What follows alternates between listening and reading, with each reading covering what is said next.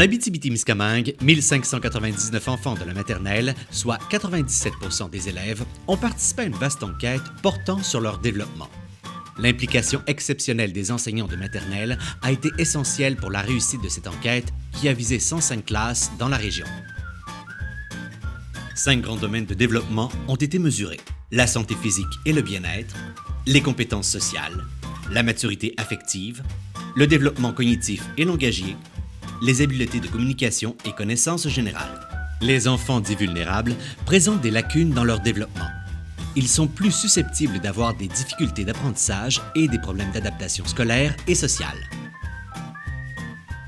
L'enquête nous démontre que 12% des enfants sont vulnérables dans le domaine du développement cognitif et du langage, et 10% dans le domaine santé-bien-être, compétences sociales et habiletés de communication et connaissances générales. Ces résultats sont comparables aux données provinciales. Pour le domaine maturité affective, 9% des enfants de la région sont vulnérables, comparativement à 12% dans le reste du Québec. Globalement, c'est un enfant sur 4 en Abitibi-Témiscamingue qui est vulnérable dans au moins un domaine de développement. Cela équivaut à 420 enfants. Certains éléments peuvent avoir une influence sur la vulnérabilité d'un enfant. Près d'un enfant sur 3 est vulnérable s'il a moins de 6 ans, s'il est un garçon, s'il vit dans un milieu défavorisé ou s'il n'a pas fréquenté un service de garde avant son entrée à la maternelle. La plupart des enfants ayant des problèmes physiques, des difficultés de langage ou d'apprentissage ou des problèmes sociaux sont considérés vulnérables.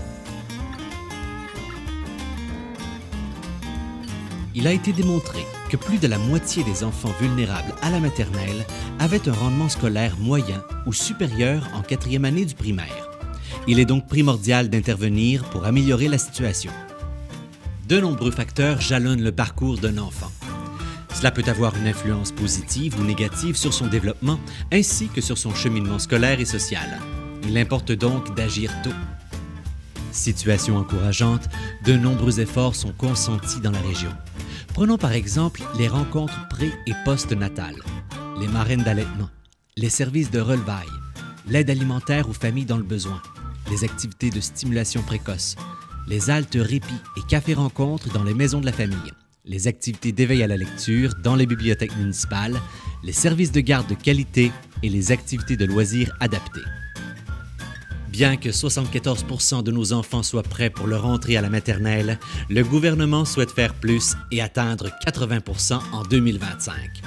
Ensemble, nous pouvons influencer positivement leur parcours de vie, en collaborant et en maintenant notre engagement, en mettant en place des initiatives de qualité qui agissent sur les facteurs de risque et de protection, en éliminant les barrières d'accès pour les familles et en s'assurant d'agir à toutes les étapes du développement de l'enfant, de la grossesse jusqu'à 8 ans, tout en facilitant les périodes de transition. Pour les 1600 bébés qui voient le jour annuellement en Abitibi-Témiscamingue, unissons nos efforts.